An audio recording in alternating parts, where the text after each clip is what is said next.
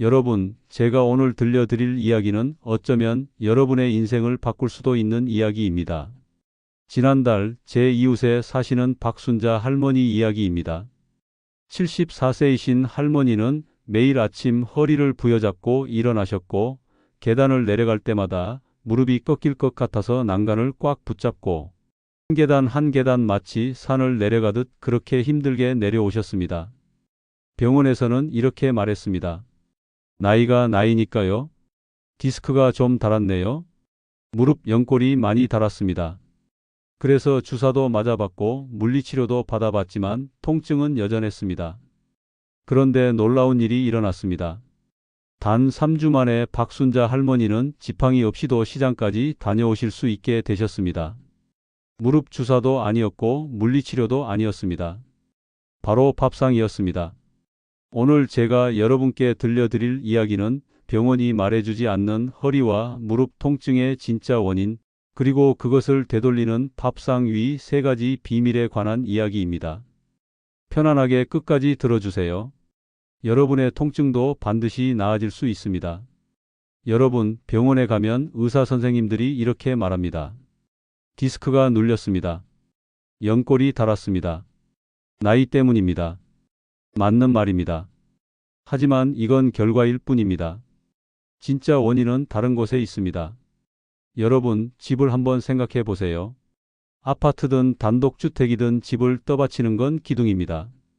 튼튼한 기둥이 있어야 지붕도 안전하고 벽도 든든하죠. 그런데 만약 그 기둥이 썩어서 가늘어지면 어떻게 될까요? 지붕이 무너지고 벽에 금이 가고 문이 삐걱거리기 시작합니다. 우리 몸도 똑같습니다. 근육이 바로 우리 몸의 기둥입니다.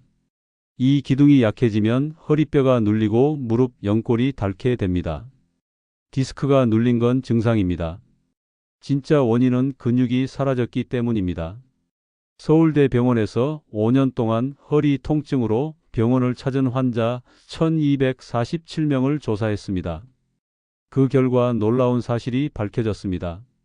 통증이 심한 환자일수록 허리 주변 근육량이 평균보다 32%나 적었다는 겁니다. MRI를 찍어보니 디스크는 멀쩡한데 근육만 빠져 있는 경우도 많았습니다. 사람은 30세부터 근육이 줄어들기 시작합니다. 그런데 40세가 넘으면 속도가 빨라집니다. 매년 1%씩 근육이 사라지고 50세가 되면 더 빠릅니다. 매년 1.5%씩 사라집니다. 계산해 볼까요? 50세부터 70세까지 20년이면 근육의 30%가 사라진다는 뜻입니다. 집 기둥의 30%가 썩었다고 생각해 보세요. 그 집이 튼튼할까요? 당연히 무너지기 시작하겠죠. 우리 몸도 마찬가지입니다. 근육의 30%가 사라지면 허리가 무너지고 무릎이 휘청거립니다. 하지만 좋은 소식이 있습니다. 근육은 70세, 80세에도 다시 만들어질 수 있습니다. 미국 터프츠 대학교 연구팀이 85세 어르신들을 대상으로 실험을 했는데 단 12주 만에 근육량이 평균 24% 증가했습니다. 나이는 핑계가 아닙니다. 포기할 이유도 없습니다. 지금부터라도 근육을 되살리면 됩니다. 여러분 중에 이런 분들 계실 겁니다. 나 고기 많이 먹어요. 계란도 매일 먹고 두부도 자주 먹는데 왜 근육이 안 생기는 거죠? 맞습니다. 많은 분들이 그렇게 생각하십니다. 단백질을 먹으면 당연히 근육이 생길 거라고요. 그런데 여기에 함정이 하나 있습니다. 제가 한 가지 이야기를 들려드리겠습니다. 지난해 제 친구 어머니 이야기입니다. 김영희 어머니 68세셨는데 식사를 정말 잘하시는 분이었습니다. 아침에 계란 2개, 점심에 고기 반찬, 저녁에는 생선까지 영양사가 봐도 완벽한 식단이었습니다. 그런데 근육은 빠지고 허리 통증은 점점 심해졌습니다. 왜 그랬을까요? 먹은 단백질이 몸에 흡수되지 않았기 때문입니다. 하버드 의대의 노화 연구팀이 놀라운 사실을 발견했습니다. 60세가 넘으면 먹은 단백질의 절반만 흡수된다는 겁니다. 65세가 넘으면 더 심해집니다. 40%만 흡수되고 나머지 60%는 그냥 버려집니다. 이게 무슨 말이냐면 100만 원짜리 고기를 먹어도 몸은 40만 원어치만 받는다는 겁니다. 나머지 60만 원은 그냥 화장실로 사라집니다. 아깝죠? 돈도 아깝고 시간도 아깝고 무엇보다 근육이 안 생기니까 통증은 계속되는 겁니다. 왜 흡수가 안 될까요? 이유는 간단합니다. 나이가 들면 위산이 줄어듭니다. 소화 효소도 줄어듭니다. 젊을 때는 위에서 위산이 콸콸 나왔습니다. 고기든 뭐든 잘 분해했죠. 그런데 60세가 넘으면 위산 분비량이 절반으로 줄어듭니다. 마치 불이 약한 가스레인지에서 고기를 구우려는 것과 같습니다. 불이 약하니까 고기가 제대로 익지 않는 거죠. 우리 위도 마찬가지입니다. 위산이 약하니까 단백질이 제대로 분해되지 않습니다. 그리고 또 하나 소화효소 문제입니다. 단백질을 분해하는 효소 이름이 펩신인데 이 펩신이 나이가 들수록 줄어듭니다. 60세가 넘으면 젊을 때의 60%만 나옵니다. 마치 공장의 일꾼이 줄어든 것과 같습니다. 일꾼이 10명이었는데 6명으로 줄었어요. 당연히 일이 늦어지겠죠? 소화도 마찬가지입니다. 그러니까 단백질을 많이 먹는 게 중요한 게 아닙니다. 제대로 소화되고 흡수되는 단백질을 먹어야 합니다. 그래서 오늘 제가 소개할 3가지 식품은 바로 이 문제를 해결합니다. 소화도 잘 되고 흡수도 잘 되고 무엇보다 근육으로 바로 변환되는 그런 특별한 식품들입니다. 자, 이제부터가 중요합니다. 여러분의 허리와 무릎을 살릴 3가지 식품을 소개해 드리겠습니다. 첫 번째 식품은 말린 꽁치입니다. 에이, 꽁치? 이렇게 생각하실 수 있지만 잠깐만 들어보세요. 말린 꽁치는 그냥 꽁치가 아닙니다. 단백질 폭탄입니다. 생꽁치를 말리면 물기가 빠지면서 단백질이 3배로 농축됩니다. 백지의 단백질이 무려 75지입니다. 닭가슴살이 백지의 단백질 23지, 계란이 백지의 단백질 13지, 쇠고기가 백지의 단백질 26지입니다. 그런데 말린 꽁치는 75지입니다. 거의 34배 가까이 많습니다. 서울대학교 식품영양학과에서 흥미로운 실험을 했습니다. 65세 이상 어르신 120명을 두 그룹으로 나눴습니다. A그룹은 일반 고기를 먹었고 B그룹은 말린 꽁치를 먹었습니다. 12주 후 결과가 나왔는데 A그룹은 근육량이 8% 증가했습니다. 그런데 B그룹은 근육량이 28% 증가했습니다. 같은 양의 단백질을 먹었는데 말린 꽁치를 먹은 그룹이 3배 이상 효과가 좋았습니다. 왜 그랬을까요? 말린 꽁치에는 단백질만 있는 게 아니기 때문입니다. 오메가3가 가득하고 칼슘도 풍부하고 비타민 D도 들어 있습니다. 이것들이 함께 작용해서 단백질이 근육으로 빠르게 변환되는 겁니다. 제가 아는 김철수 할아버지는 72세인데 무릎이 너무 아파서 손주들과 산책도 못 가셨습니다. 그런데 말린 꽁치를 매일 아침 한 마리씩 드셨습니다.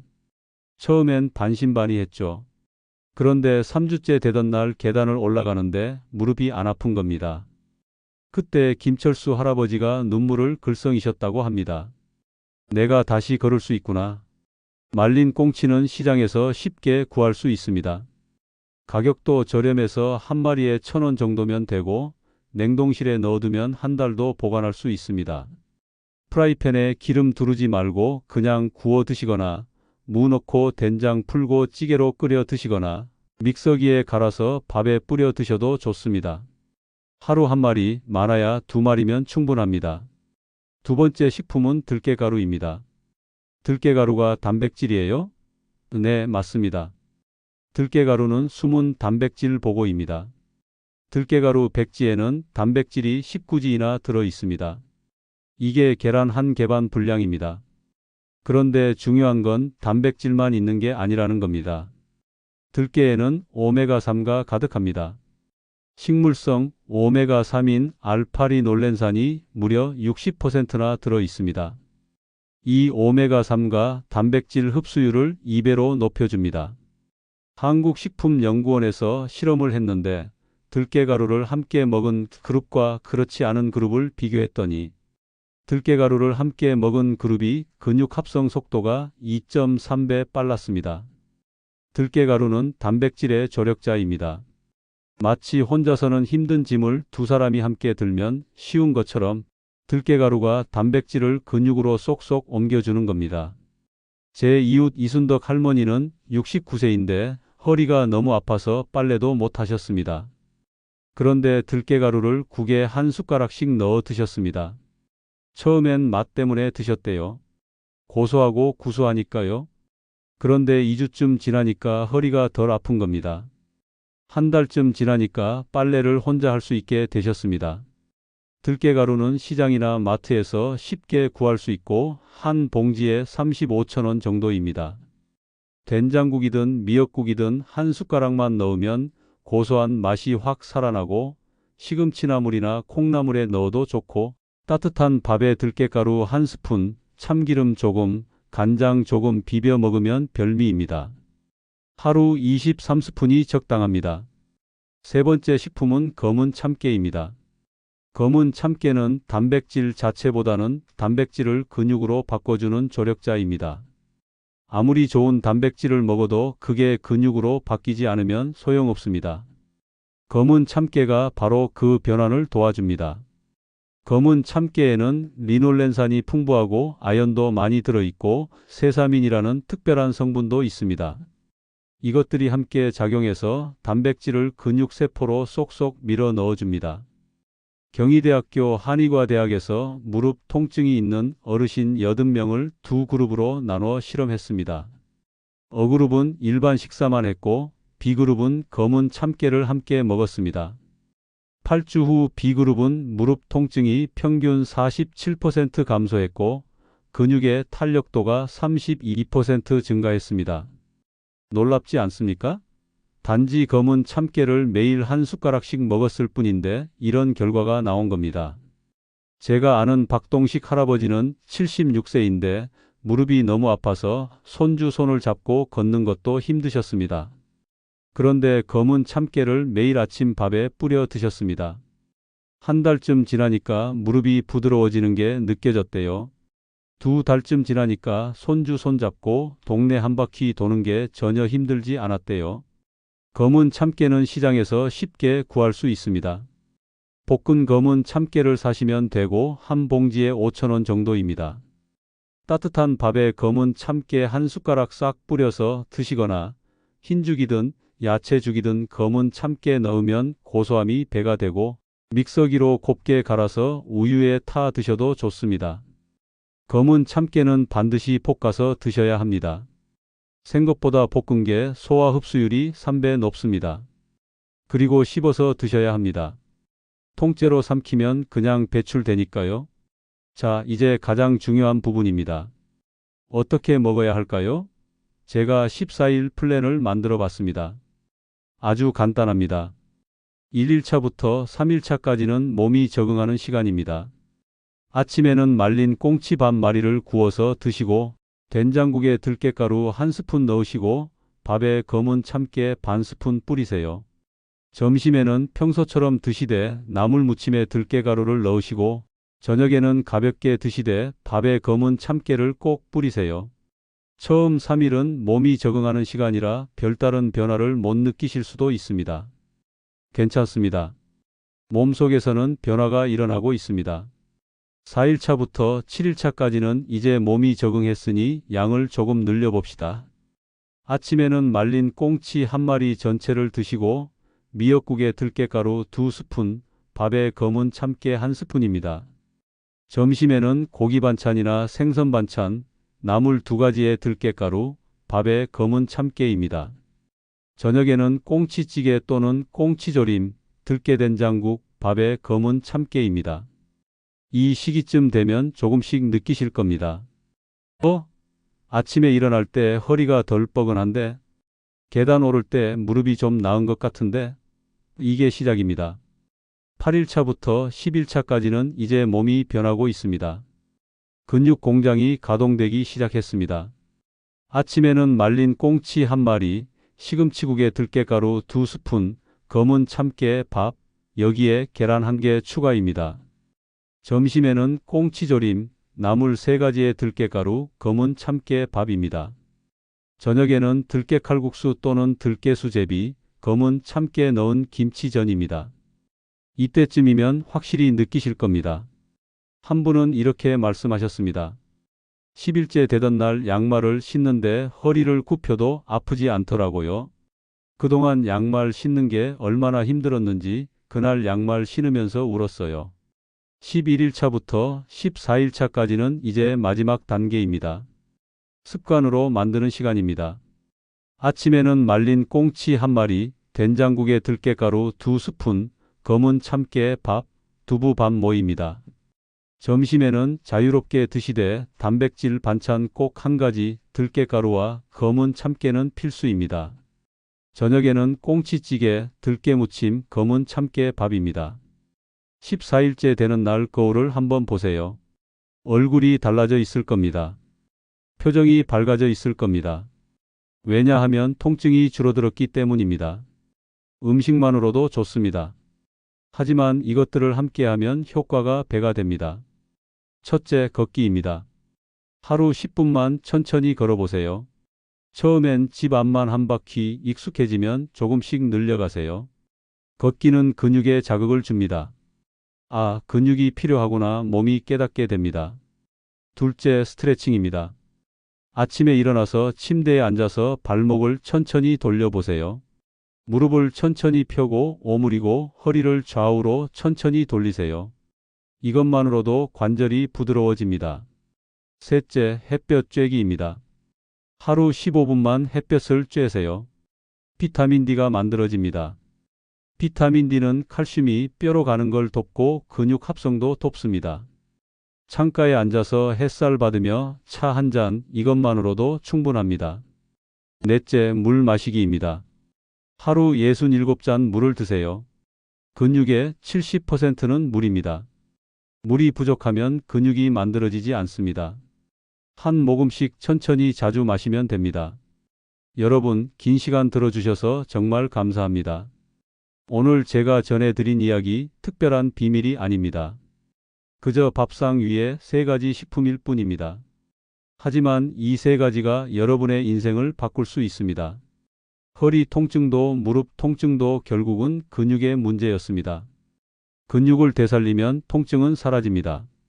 그리고 근육은 나이와 상관없이 지금부터라도 다시 만들 수 있습니다. 오늘부터 딱 하나만 실천해 보세요.